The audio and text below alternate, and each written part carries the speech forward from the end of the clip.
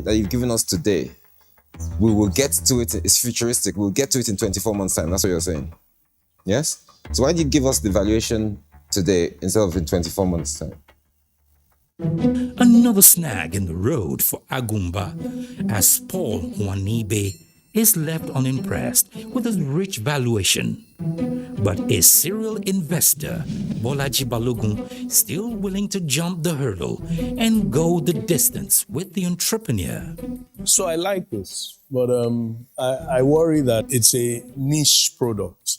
I'm not sure this is a nationally, not to talk of even a regionally scalable product. You will have to make a number of changes for this to be scalable and significant. Because I like how you dimension this problem.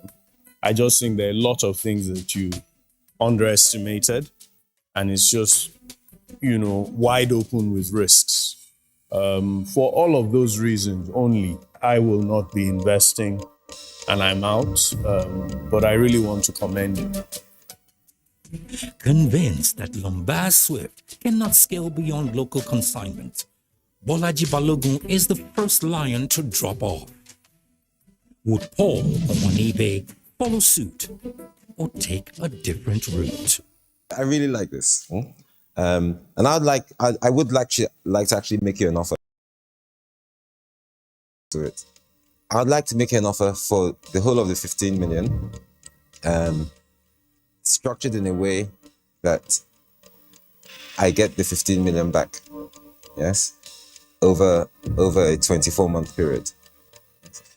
I want to make an offer to give you the whole of the 15 million for 50% of the company, on the basis that 2 of my lions join me for equal shares. Paul Nwanibe makes an offer with conditions. 4 times more than the 10% equity the entrepreneur is willing to give, and an invitation for 2 lions to join.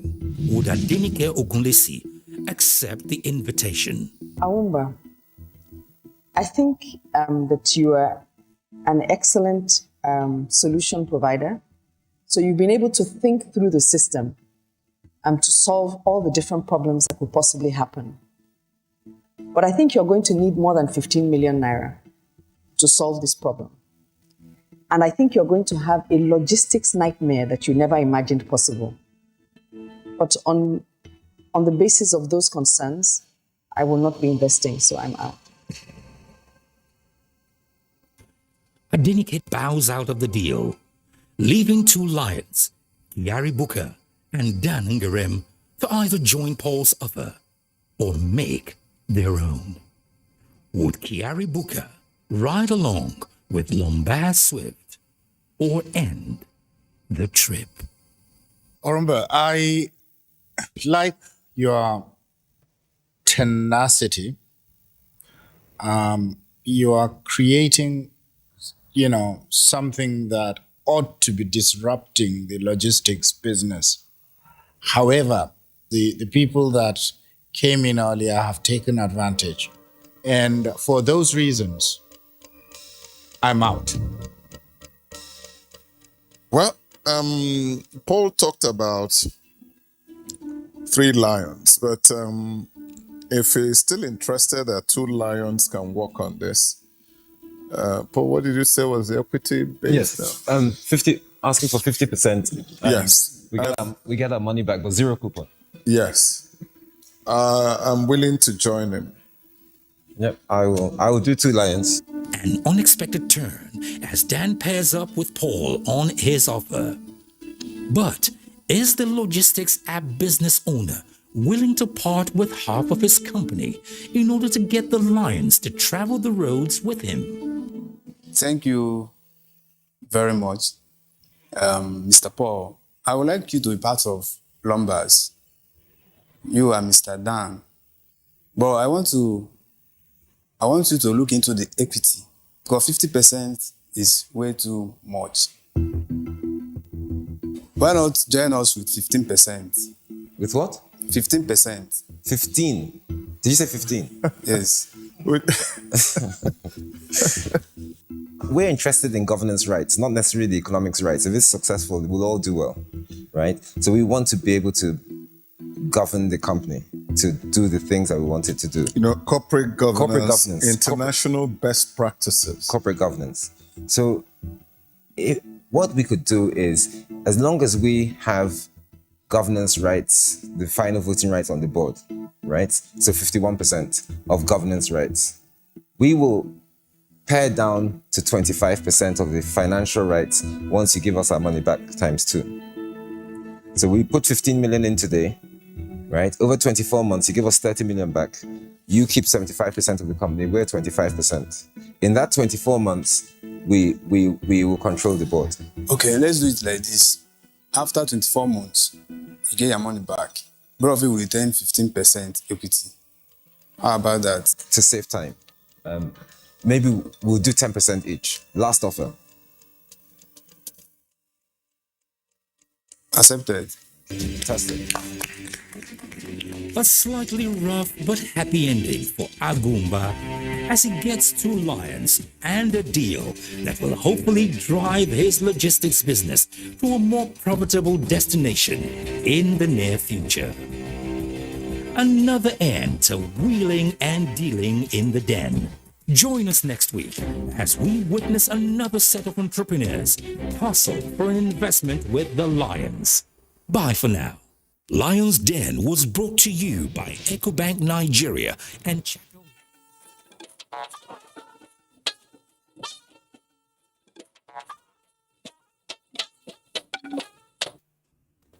Hello, this is Weekend File on the NTA and we are live in Abuja.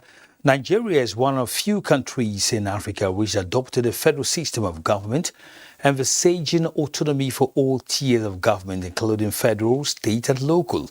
By structure, local governments are to be the closest to the grassroots. But over the years, the local governments have become mere administrative organs rather than delivering dividends of democracy.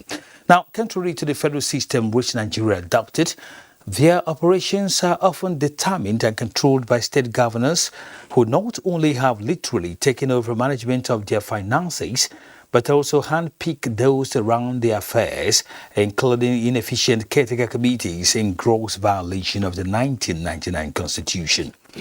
Nigeria has a total of 774 local government areas, but most of these rural areas exist without a basic social infrastructure such as accessible roads, water, electricity, hospitals, schools, among others, despite the huge monthly allocations from the Federation's account. Now, displeased with the development, President Muhammadu Buhari in 2019 moved to grant financial autonomy to the local government through the Nigeria Financial Intelligence Unit, NFIU, which consequently issued the guidelines to reduce vulnerabilities created by cash withdrawals from local government funds throughout Nigeria in an attempt to stop governors from tampering with funds meant for local government areas. The guidelines were to take effect from June 1, 2021, but the governors of the 36 states under the umbrella of Nigeria Governors Forum, NGF, challenged the NFIU in court, and the matter has not been resolved despite the consequences. So tonight on Weekend File, we are concerned about the expected gains of local government autonomy. We have situation reports from zones plus studio session with a professor of local government administration, Yusuf Ali Zoka. I am Kenen Ima Abudike. Welcome.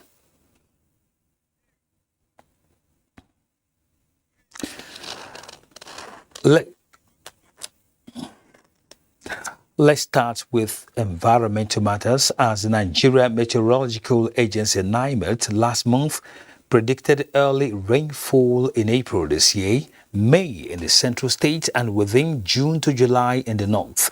But it's barely 2 weeks into the month of March and the rains have begun. What are the implications of the early drops for Nigerians, particularly farmers? Charles Alpha tells us more. After the drought comes the rains, which usually make hot weather to vanish. And the thirst in the ground is satisfied once again. And then farming activities will begin. This is the most anticipated period in the life of an average farmer. Earliest onset of the planting season of 2022 was expected around 28th of last month.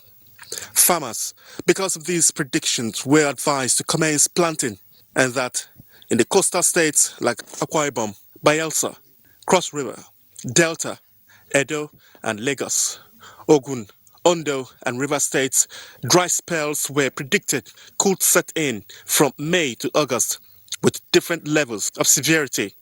But barely 3 weeks into March, and the rains are here. Onset of the planting season was predicted to be normal over most parts of Nigeria, with few areas having it earlier, while some areas would be delayed. The residents here have been going through a lot of hell. It's been very, very hot, and you can't tell me that you have a nice sleep because of the peculiar nature of the weather. And so the rains that we have seen in the recent past, including overnight, it's a welcome development. What could this mean, with the rains coming a little earlier than expected for farmers? If a farmer plant early and there's no surplus of rain, he may have to replant twice, which is which is likely to be a loss. Rainfall cessation dates across most parts of the country in 2022 was predicted to be near the long-term average conditions, a safe period for the planting of various crops in line with the cropping calendar. The crops that can be planted during this period includes cassava, maize. The growing season is predicted to last between 250 to 300 days in southern parts of the country and 100 to 200 days in the north. Charles, Alpha, NTA News. And joining us via Zoom is Oluwaseun Idowu, Technical Assistant to DG NIMET. Good evening, Mr. Idowu. Good evening. Thank you for having me. Okay, NIMET has predicted early onset of rain this year. Now, the Friday rain in Abuja, was it a signal to the commencement of the wet season? Absolutely not. I think Nigerians should be aware that there is a difference between the onset of the growing season and then the beginning of rains. The beginning of rains is what we are seeing at the moment, whereby rain starts falling. However, the onset of the growing season is a factor of the available moisture inside the soil. And as you know, rainfall, agriculture in Nigeria is rainfall dependent. And so that is tied to having enough rainfall that will provide more than enough available moisture in the soil for farming activities. So this is not the beginning of the growing season. All right, but can I ask you this? What does this mean to farmers? Of course, with this type of rain and the ones that may be coming in maybe a couple of days or thereabouts, are just for maybe initial clearing activities, clearing of grass, preparation of the soil and that. However, the onset is predicted to begin around the central state from about the first week of May. As we know, we predicted that the onset should begin from 28th of February along the coast, which have already started, and then gradually moving to the inland of the south from the first week of March, which have started also to about the end of March. And then we'll look at the central state from the first week of May. So what we are seeing now is normal. It happens every year. However, farmers should not rush to the field. It is just at the beginning of the rains, not the onset of the growing season. All right, finally from me, Mr. Idowu, the rain comes when most northern cities are witnessing haze and dusty weather condition. What is the implication? Yes, we have two major weather system over Nigeria. We have the moisture leading winds from the south that triggers thunderstorms, rains, and so on. And then we have the northeasterly winds from the North Sahara, which brings in dust, harmattan, to the northern part of the country, and then by advection, true winds to the southern part of the country. So these are two different weather systems, and those weather systems would not retreat in the north until when the onset of the rains is about to set in. And so it is normal to have a dusty atmosphere in the northern part of the country at the moment, while the rains are still being expected to set in from, let's say, the end of May to the first week of June. All right, Mr. Oluwaseun Idowu, technical assistant to DG Naimet. Thanks indeed for speaking to us on Weekend File tonight. Thank you so much for the awareness on NTA. Thank you. All right, report just in says President Muhammadu Buhari has warned the leaders and membership of the All Progressives Congress APC to desist from name-calling and backstabbing ahead of the oncoming March 26 convention, but to remain steadfast and maintain its unity if the party is to continue in the path of victory and its dominance at all levels throughout the country. A statement by the Senior Special Assistant to the President on Media and Publicity, Garba Shehu, says the President asked the members to look at the once powerful main opposition, People's Democratic Party, PDP, now enfeebled and adrift, and learn lessons in disunity, management and corruption. The statement added that as the country prepares for the long run-up to the 2023 presidential election, we all expect a robust debate on the issues that matter, and what is going in the APC should be a reflection of this, not the infighting we are seeing. There must be no more distractions ahead of the convention to choose new leaders. Recall that the APC started out with a confidence of victory, and the party today enjoys that confidence in nearly 2/3 of our 36 states. He noted that this is a party that has been in existence barely for 8 years, becoming the dominant party because it has thrown open its doors to defectors from other parties, big and small. The party, he went on to note, is proud of the fact that in its short period of existence, it has won 2 general elections decisively, and despite losing a few states in 2019, it steadfastly expanded its pan-Nigerian outlook with significant defections of the opposition governors and parliamentarians into its fold. It further added that when precisely the party's convention is held and who is the party's chairman is hardly a matter for the average voter. Vastly more important is who convention delegates will elect as the party's flag bearer in the coming weeks to take forward the party's platform to the people in the general election in February next year. It is therefore important for the media to put such matters into perspective.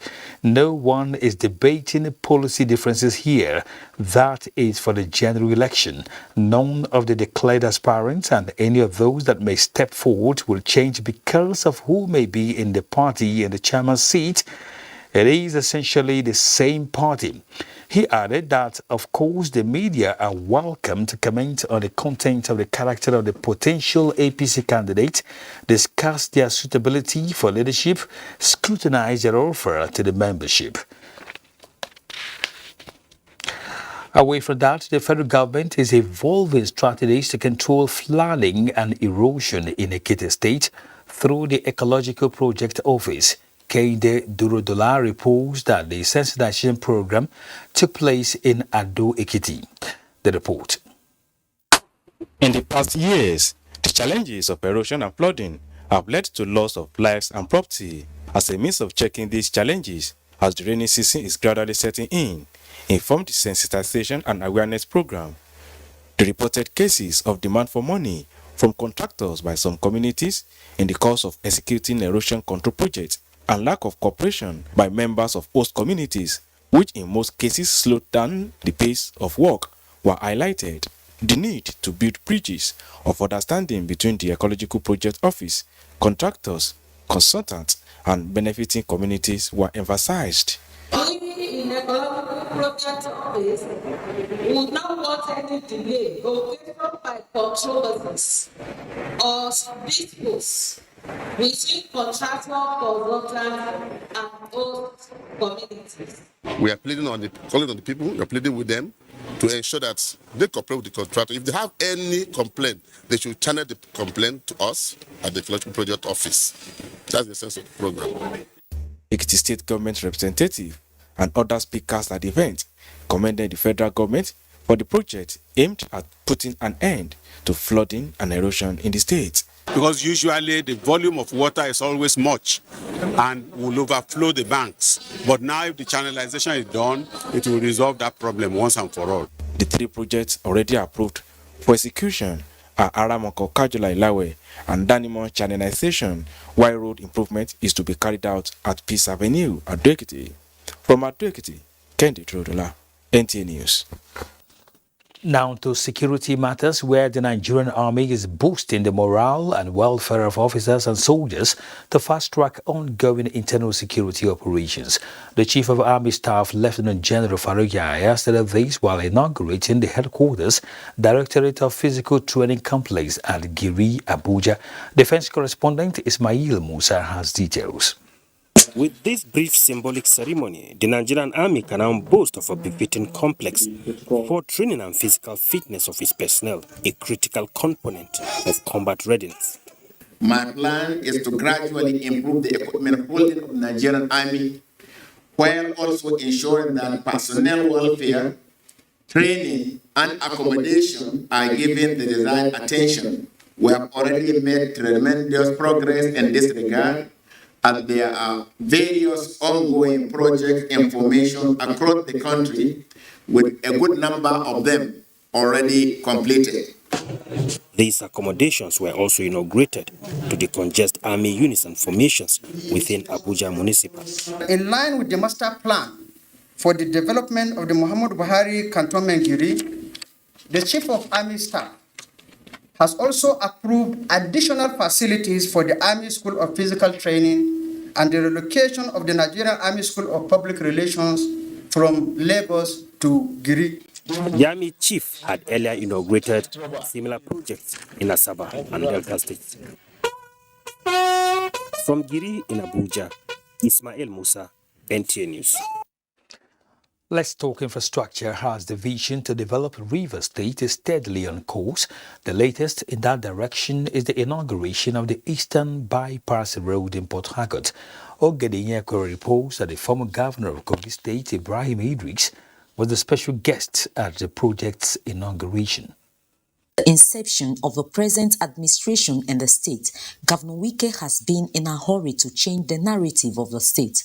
From the inauguration grant to the flag-off of Operation Zero Potholes, now to the Urban Renewal Program, which has redefined the road infrastructure in Port Harcourt metropolis and environs, as well as improving the aesthetics of the state. The reconstruction of the Eastern Bypass Road became necessary because the single carriageway became grossly inadequate for the volume of traffic on the road. Although it was meant to be a counterpart funding between the River State Government and Niger Delta Development Commission, NDDC, but the commission did not honor its part. It's unfortunate, and I've always said it, I've not seen a corporate body now say they will enter into partnership with the government, and then they will not fulfill their own promise. Former Governor of Kogi State, Alhaji Ibrahim Idris, says the River State government has taken development from mere conception to completing every project initiated in the last 6.5 years. There is no doubt in my mind that Wike-led administration in River State had changed the face of development from the previous conception stage to completion stages, which has restored the confidence of the people in leadership, particularly in River State. The Eastern Bypass Road has a total length of 3.348 kilometers with a width of 14.6 meters. The road also connects the Obunabari roundabout to Moscow Road and an access road to the headquarters of the Niger Delta Development Commission. In Port Harcourt, Ogedine, NTA News. Now, Southeast Zone of the Nigerian Association of Women Journalists, NAWOJ, has commended the federal government for keeping to its promise of completing the second Niger bridge within ample time. Vice President of the zone, Stella Iboka, made the commendation when she led the female journalists on a site tour of the project, which is near completion. Umo Basiedet has the report. The 11.9 kilometer second Niger Bridge project is one which, when completed, will leave smiles on the faces of motorists and commuters, as the usual traffic gridlock often experienced within the area would become a thing of the past. Vice President of Nawuch Zone C, Stella Iboka, who led the female journalist on the tour, harped on the immense benefits of the second Niger Bridge. Of course, we are very happy. You know, I've been hearing all the while. I've been hearing about the second Niger Bridge. But today, at least I'm stepping on it. And it's to show that they've really actualized this our dream. We're so happy. We thank the federal government for making our dream come true. Federal Controller of Works, Mr. Adeyemo Ajani, said the project is about 83% completed and would be inaugurated by President Buhari within the fourth quarter of the year. I'm telling everybody, coming for Christmas in December, it will be a free movement between Asaba and Abuja. The women of the pen profession were conducted around the project, which afforded them first-hand information. In Onitsha, Umo Basidet, NTA News. In the meantime, motorists are commending the NNPC and its partners for the 24-hour services provided by designated petrol stations in collaboration with other stakeholders in Abuja and Avaris. Lydia Sampson monitored some of these petrol stations. Ikechuku Oraniku says it is a great relief knowing motorists can get petrol in any of the petrol stations that operate 24 hours at their convenience. His sentiments are shared by other motorists at the petrol stations visited. It's impactful in the sense that during the day it reduces the amount of queue you see on the road. Okay, so those of us that close very late at work, on our way going home, we'll pass through to buy fuel. For a station to run 24 hours, it means that the station has the plight of the people at heart and they're ready to serve. I know it's good, they are serving well, but we are praying that may everything go well. For the station managers, the massive deployment of petroleum products is such that in addition to what they have in their stations, petrol tankers are still waiting to offload more products. There's directives that we run for 24 hours so that Nigerians will enjoy the services of the NNPC. At the same time, making sure our consumers are having their product to move around. Product availability is very much. They are optimistic that following directives to sustain the 24-hour services, normalcy will return very soon in the supply chain. In Abuja, Lydia Sampson, NTA News. Now, on a sad note, the peaceful Maiduguri metropolis were thrown into mourning and protest following the fatal shooting of a resident of Shagari low-cost housing estate in the Borno State capital. Borno State Police Command has confirmed the violent killing by unknown gunmen and investigations have commenced to unravel the crime. Maimuna Garaba reports. The victim of an assassination-style killing was identified as Joseph Aga, former vice chairman of Maiduguri Timber Shed, who had lived and worked in Maiduguri for over 30 years. His usual stop to buy some items at a busy local shopping area in his locality ended with unknown assailants firing several gunshots into him. The unexplained killing led to mourners and concerned residents to stage a peaceful protest demanding justice. At the scene of the crime, Shagari low-cost housing estate in Maiduguri, eyewitnesses lament the loss of their fellow resident, Joseph Aga, popularly known as Aga City. They explained that the nearby market known as Kasuam Fara, where grasshoppers is sold, operates during the evening and attracts all sorts of criminal elements, allowing the assassins to operate and make their escape. That is why he demolished all those brothels, but yet they have come back again. The place that were demolished has come back again. They rebuilt it and they are functioning. We are pleading to His Excellency to come to our aid. Back at the Luma Yard, where late Mr. Aga is known to have over 50 apprentices currently working under him, chairman of the Workers' Association, as well as friends and colleagues who have known the deceased for several decades, could not hide their sorrow. The lumber sheds workers united to produce a casket for Mr. Aga as the spokesman Borno State Police Command, ASP Sani Kamilu Mohammed, confirmed investigation has commenced into the homicides. In Maiduguri, Maimuna Garba, NTA News. You're watching Weekend File on the NTA Network Service. Time for our first break. To stay with us. What are you waiting for? What are you waiting for? Millions of Nigerians have received COVID-19 vaccine. I have taken my own. What about you? We have taken our own. What about you?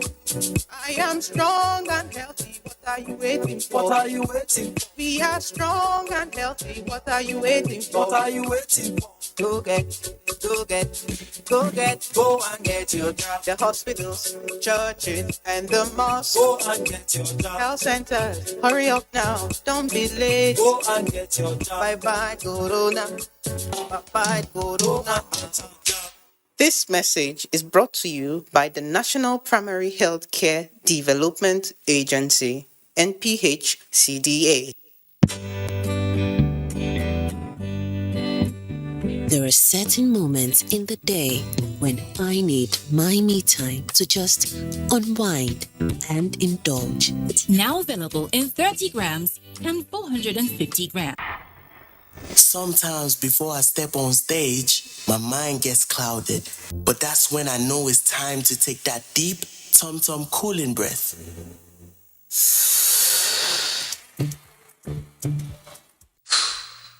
Oh boy.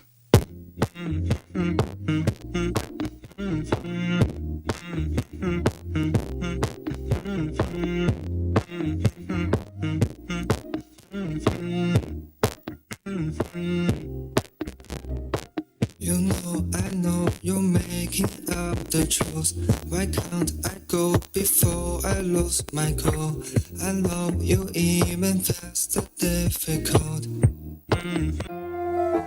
At the first sign of pain, you need a solution that you can trust. Try Panadol Caplets. With Panadol's Optizol formula, the tablet absorbs quickly and starts providing fast and effective pain relief you can trust. Try Panadol Caplets.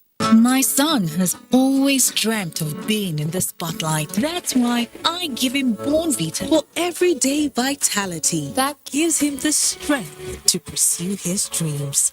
Born Vita, strength to dream. If you've been called to host the game show, it's only right to know how it's played. In this game, only one thing is constant. Fun.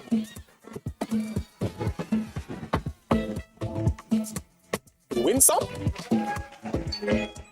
and lose some.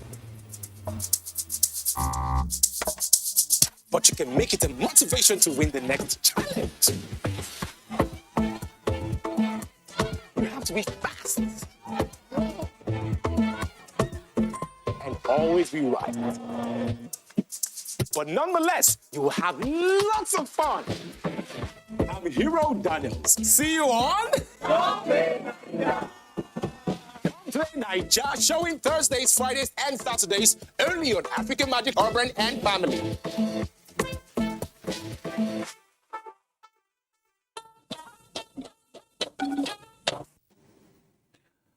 Welcome back to Weekend File. Lack of clear-cut autonomy of local government is seen as a major challenge militating against effective administration of this tier of government. The ongoing constitution amendment, however, provides avenue to alter this anomaly. National Assembly correspondent Dayo Gunshala in this report puts the issue in perspective. So I want to the debate around local government autonomy has been on over the years, as that tier is believed to have the capacity to impact on the citizens in the rural areas, but the heavy weight of state governments are said to have stifled them. The present alteration of the 1999 Constitution by the National Assembly has again brought issues of financial and administrative autonomy for local government councils up for discourse. Today, a local government system is in the pocket of few. In fact, the allocation to local government have become pocket money for the boys. We want full autonomy, but that autonomy must be jealously guarded. Then there are also control mechanisms to ensure that the office is not abused like in the past? I think the system requires autonomy financially, the local government. But in terms of the administrative autonomy, please know, we must be able to check. In the current exercise, the first and second bill of the 68 items listed for alterations are dedicated to local government, underscoring the expectation that if passed, the third tier of government will be more responsible and responsive to the aspirations of the people. The system provides a platform for people to grow in terms of leadership. The National Assembly has done the needful. The State Assembly too, they should be compelled to do the needful.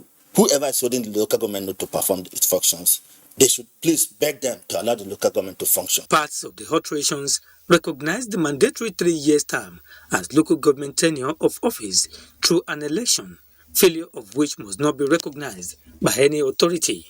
The alteration also seeks to maintain local government council allocation account into which shall be directly paid allocations. In Abuja, Dayo Nshola, NTA News. The last 2 decades have witnessed a setback in rural development due to inadequate funding to councils to enable them carry out their statutory obligations given the establishment of state and local governments joint account allocation. This led to agitations for local government autonomy. Our correspondent Emmanuel Ayimiro examines the benefits of these developments if passed into law.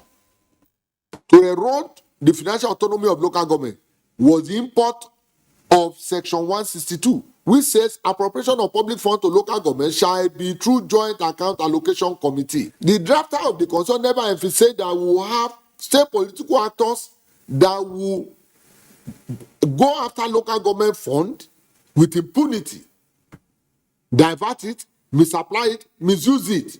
Misappropriation of local government funds has been a major issue in the administration of the councils. Before the amendment of the 1999 Constitution, the local governments were politically and financially autonomous to the extent that rural-urban migration was not fashionable due to access to basic amenities of life. In the last 2 decades, the rural areas have become unattractive due to decay in infrastructural provision, where councils are no longer in charge of their finances. In the 80s, around 84 to around 89, we were military government under Babangida.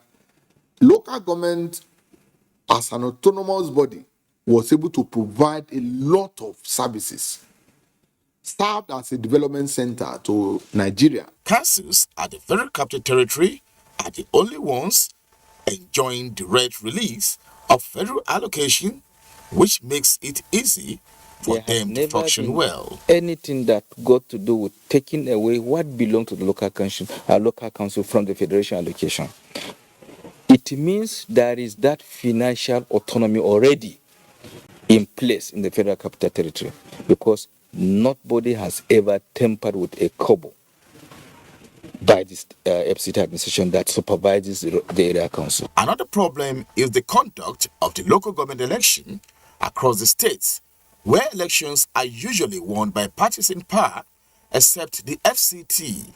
Should the amendment of the Constitution remove states from conducting council elections? The National Assembly haven't done their part. They will have done much more for this country by asking the independent National Electoral Commission to be in charge of conducting the local council selection across the state. During the 8th Assembly, the National Assembly voted in favor of local government autonomy, but was rejected by the state assemblies. The 9th Assembly has passed the bill again. The ball is now in the court of the state assemblies, which is another hurdle to be crossed. Emmanuel Ayimiro, NTA News. We'll be joined in the studio by Professor Yusuf Alezokar, a professor of political science with specialization in policy analysis and development studies, Department of Political Science and International Relations, Faculty of Science, Social Science, University of Abuja. Professor Zukar, you're welcome to Weekend Final tonight. Thank you. Now, this issue of autonomy for local governments in Nigeria have lingered on for many years, and we understand that it is not in the interest of the nation as a federal state not to have a viable or functional local government administration system. What are we looking at? Well, what we're looking at now is that it is being hoped that the current autonomy bill that has already been passed by the National Assembly will receive the two-third majority that is required for it to be passed into law so that the constitution can be amended, and then the local governments will have a lease of life. Because when you look at what has been happening to local governments in Nigeria, you will see that the local governments have been hijacked by the state governors. All of the governors, majority of them, we will not say all, majority of them don't allow local governments to operate the way they should be operating. They hijack their funds and use it for their own benefits, and that doesn't allow for the developments that we're expecting to take place at that level to be seen, to be manifestly seen that it is really taking place.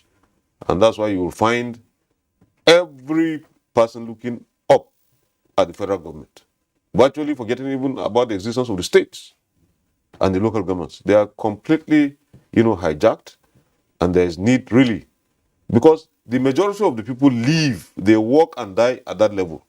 And so therefore, there is the need to ensure that the local governments are functioning to be able to cater for some of the basic necessities that should have been provided, by, the government, so that it will allow the people also it will release their creative energies, and you will see a lot of progress and development taking place at that level of government. But that doesn't happen to be the case as it is currently. But then, normally, what should be the gains of a robust local government system in Nigeria were it to be autonomous? You see, the first thing we have to even do is that, you have some of these local governments are in urban centers, some are in rural areas. We should be able to separate the two and ensure that, because the functions assigned to them is virtually the same. So you cannot give the same functions to an urban local government to be the same with the rural local government. They have different needs. They have different, challenges. And so therefore, we have to ensure that, there is that clear distinction first. Then what are some of the benefits we expect to see if the local governments are really functioning? Exactly. For instance, that we're talking about the establishment of primary, secondary, and vocational training centers at the local government level. So just imagine that local governments are receiving funds and they have vocational training centers where people can be trained into they can acquire skills which they can use, to start up maybe a small business that will help them. You can also just imagine that there's some kind of integration of agric with industry so that we can be able to produce some. You go to most of these local communities. If you just take the issue of one local government, one product, and one industry, strategy that has been adopted by other countries and they've developed. And we have in our country, there's no area that doesn't have any product that it can produce, agricultural product that can be used, that be converted into, a finished good that can be sold. And a lot of, activities will be, derived along the chain of that product. But you see, we're not doing that. We've gone to a factory in China where they were converting Irish potato into noodles. And we have a lot of Irish potato here. Nobody's thinking about it. We just fry it. At once we get it into some chips, and that's all. But you can just imagine, the kind of activities that will be created along that line. And you don't need sophisticated machines, because what we saw with our eyes are very locally made machines that are being used. And we have a lot of such, places that we can fabricate some of these machines locally and use them for our own development. So I think we will see a lot of benefits if, for instance, you have functional clinics that can take care of issues about childbirth, and the mothers are properly taken care of, and they have facilities that will cater for that. That will help, ensuring that even the children that are being given birth to in Nigeria are able to, live. But now with all of this completely absent, Then you have all sorts of problems about maternal mortality, all these child related diseases that don't allow them to grow beyond the age of 5. They die, at infancy. So we will be able to at least ensure that record about this. And then we'll have some developments that we can see, we can feel, we can touch. And most of the problems that we're seeing today will disappear into the thin air. All these problems you are seeing, all this insecurity and all, it's as a result of the fact that at the local government level, funds have been taken away by the governors. They refuse to allow activities to go on there. Okay. All right, let's go on break. We're discussing the expected gains of local government autonomy in Nigeria. Stay with us on Weekend File.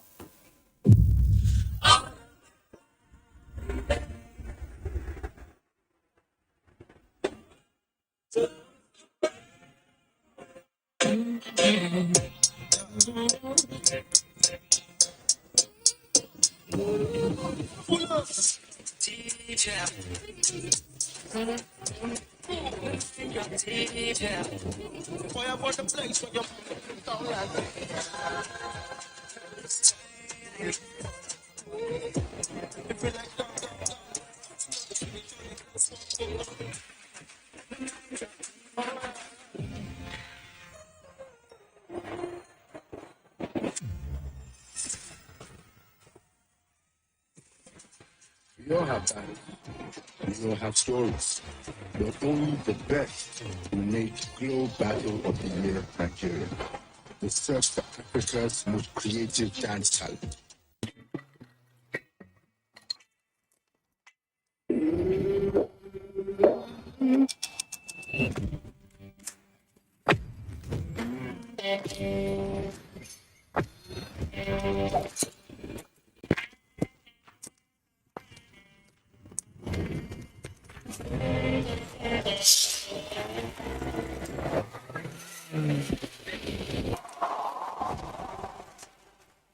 The judges for Nigerian Idol Season 7 are ready. The stage is set, and now it's time for you to impress.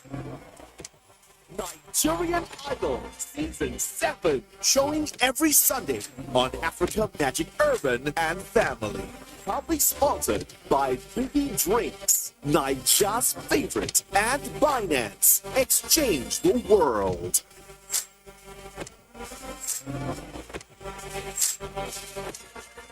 Our pastors, our imams, in every church, in every mosque, please realize that in the course of praying for peaceful and transparent elections, we all have duties beyond prayers.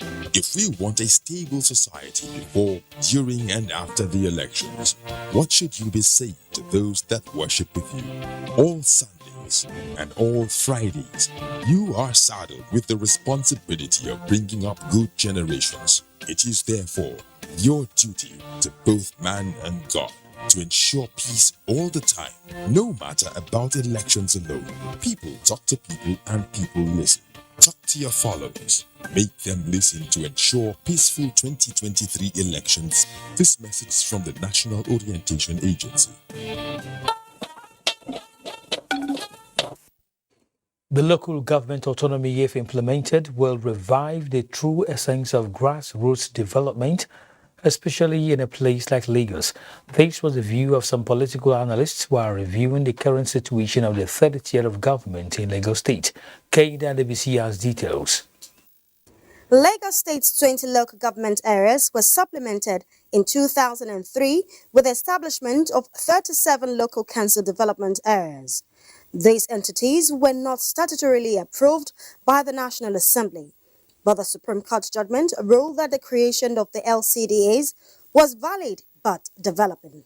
One of the reasons for the establishment of the additional local council development areas by the state government was to expand infrastructural development and create more access to the people, since the third tier of government depends on the state government for its allocation. Achieving the mandate of bringing governance closer to the people has been an uphill task, as the local government and local council development areas are unable to meet their financial obligation. Most of the functions of local government were whittled down. There were a lot of interferences in some of the areas. They're supposed to have generate some revenue. The state government took over those areas. There seemed to be a light at the end of the tunnel as both chambers of the National Assembly voted in favor of the local government administrative autonomy, granting total financial independence to the third tier of government. We're hoping that that effectiveness we saw in times back shall return and more, because it's the closest. And when you neglect the closest set of this closest component of governance that is close to the people, it means the people will have to wait longer time. It is expected that when fully implemented, local government administration in Nigeria will be strengthened to function independently in carrying out its obligations and in turn contribute to the nation's GDP. In Lagos, Kendi Adebisi, NTA News. The autonomy of local government in Nigeria, when granted and fully implemented, will serve as a shock absorber to the burden currently on the second tier of government. This is the view of political scientists and analysts who spoke to our correspondent, Yanahaso Hassan in Kano. Kano is the state with largest number of local government areas in Nigeria, numbering 44, with 8 of them situated within the metropolitan city. Does the number of local councils reflect the development of the state? This is the question I posed to a political economist and a political scientist. Certain functions that should be devolved to each tier of government so that you now take it to the next level, which is administratively. If you don't have autonomy, the other government will not function very well. If all the 44 local governments of the state would embark on projects, it means simultaneously the state will be seen as many number of projects as possible. That will mean it will translate economically into a lot of things for the state, benefits for the state. Although the present administration at both federal and state levels accord priority to local government areas outside the city in the areas of health, education, agriculture, and human capital development, Professor Kamil Sanefage says the current security challenges bedeviling the country and the fight for elected positions at the national level is as a result of lack of autonomy to the third tier of government. So that is why there should be devolution of power, there should be autonomy to local governments. The granting of independence to the third tier, he believes, is the surest way to societal, economic, and political development. In Kano, Yahana Sahasa, NTA News. All right, we still have Professor Yusuf Ali Zoka, Professor of Political Science, with us in the studio. Let's talk about judiciary and legislature at this moment, because we are aware that local government system is enshrined in the 1999 Constitution, but when the NGF, the Nigerian Governors Forum, went to court against NFIU, till today, we haven't seen an end to the matter of local government autonomy emancipation. Does it mean that we have somewhat of a weak judiciary to that effect? It's not as if that the judiciary is weak. I think the president's attempt to ensure that local governments were getting their money directly was not constitutional.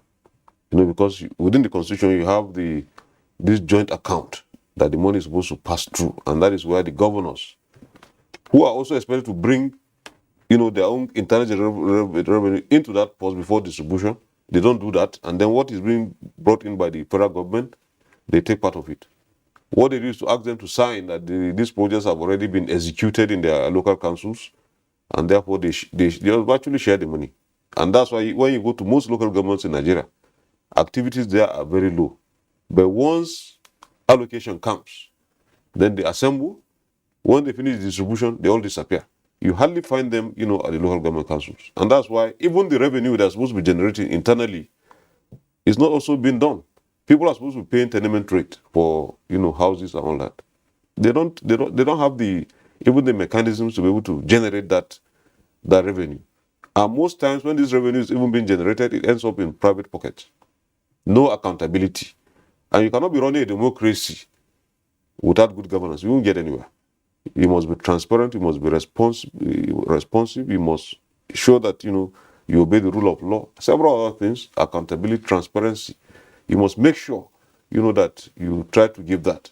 If you are not responsive, you are not accountable, you are not transparent in the way you run the affairs of the council, there's no way development will come into that local environment. But having seen what the present administration has done to give autonomy to the local government in terms of its finances, even though it seems to have hit a certain brick wall, what do you advise as a learned person in this profession?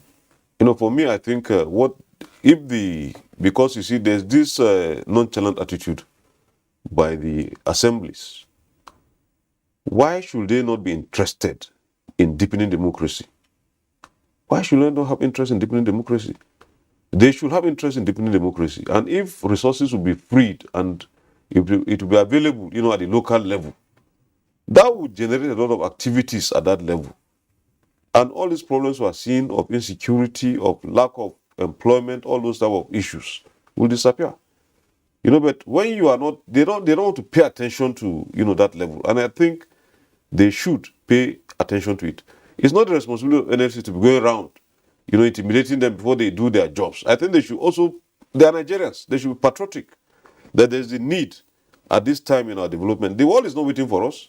Most countries that have taken, the steps to correct themselves by ensuring that they are a little bit free from Western dominance, they've tried to, enhance, their own system by looking inwards and seeing what they can do to build, their own system. And I think the National Assembly should not just think that this is just a normal, activity that they will do, and at the end of the day, they don't get the thing through. I don't think Nigerians will be happy with them. They should ensure. Also, the State House of Assembly, we know that the problem the State Houses of Assembly are having is the problem of they are under the armpits of the governors, and they are likely to do the bidding of the governors, and that is the problem.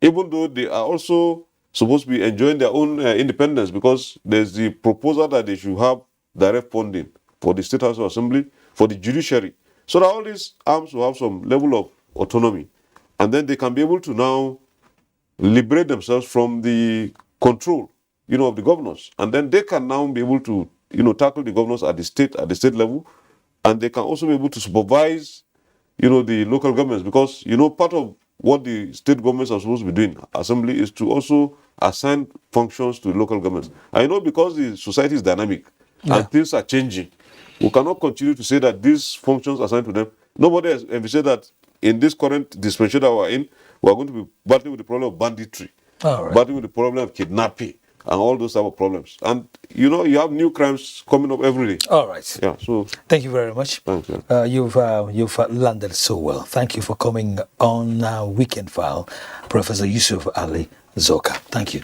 Thank you so much. We've been talking with Professor Ali Zoka, Professor of Political Science with specialization in policy analysis and development studies. Of course, he is of the Department of Political Science and International Relations, Faculty of Social Science, University of Abuja. Let's go for our last commercial break on Weekend File. I know that in the last decade, this country has been at different wars trying to keep the peace and promote the sovereignty and the integrity of the country. The troops are doing their best. The president has given them all the necessary tools. It is left for us as young people and as Nigerians to give them all the support we can. We say kudos to all our gallant military men. Please, whenever you see a police officer in or out of uniform, if you know them, clap for them whenever they need. Give them seats in buses and trains and airplanes. Have the airline managers reduce air tickets for them or train tickets for them. Show them that we appreciate what they do and show their families that there is something right and honorable and truly remarkable about wearing a uniform and going into the bushes and the forest to fight enemies of this country that are hell-bent in bringing your life to an end. It's a very tough time, but we have to all put our hands together. Please support our troops and support our police officers.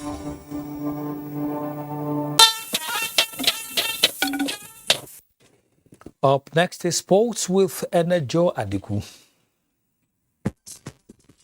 After successfully hosting the African Junior and Cadet Fencing Championship for the second time, the Nigerian Fencing Federation believes that the foundation has laid for the growth and development of the sport in the country. Speaking at the end of the competition, which was won by Egypt, President of the Nigerian Fencing Federation Samuel Adeyinka says it will take advantage of its cordial relationship with Egypt to get more technical support to develop the game in the country. One of the good things that we do have is a bilateral agreement with Egypt, so that allows them to also support us where they can send in some of their strong athletes. In football, some matches in the Nigerian Professional Football League, Remo Stars lost 0-1 to Niger Tornadoes in Mina, while People's Elephant, Enyiba Football Club, was held to 1-1 draw by Plateau United in Aba. In the English League, Brighton lost at home 0-2 to Liverpool Football Club as Liverpool cut down the gap between them and league leaders Manchester City to 6 points. Brentford had a 2-0 win over relegation-bound Burnley at the Community Stadium in Brent. The Director General of the Nigerian Television Authority, Yakubu Ibn Muhammad, has described the death of the A's broadcaster Fabio Lanipeku as a colossal loss to the authority and sporting fraternity. The management team of the NTA Lagos Network Center, led by the Zonal Director, Nick Oyisi, who delivered the message of the Director General of NTA during a condolence visit to the widow and family of late Pa Fabio Lanipeku at their Magodo residence in Lagos, described the late sports broadcaster as the pioneer of sports journalism in NTA and Nigeria at large. Somebody who laid a very strong foundation for the NTA sports department, and from whom all of us have everything to learn from. In fact, it was a surprise to me when I saw the team that came to commiserate with us. We thank the management of NTA for deeming it worthy for Fabio's family to be visited. With sports update, Enel Joadiku, NTA News. Let's take the weather forecast for Sunday.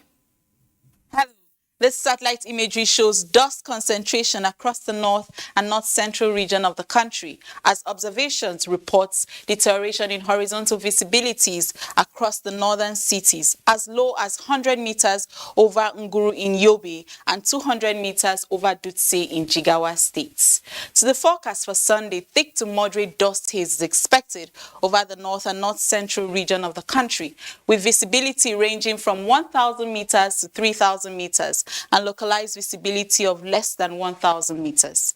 The southern cities are expected to have patches of clouds in a hazy atmosphere, with prospects of morning thunderstorms to parts of Cross River, the coastal parts of Ogun and Lagos states.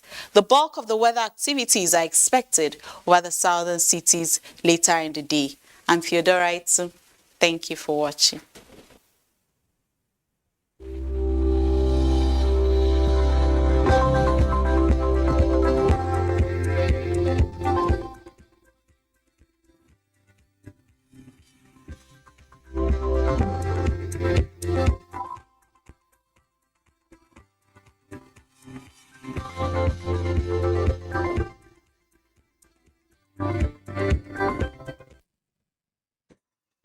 And that's Weekend File on the NTA Network Service. Many thanks to you for watching. And do be a star with the NTA, stand against rape and rapists in our society. My name is Kenan Ima Abodike. Good night.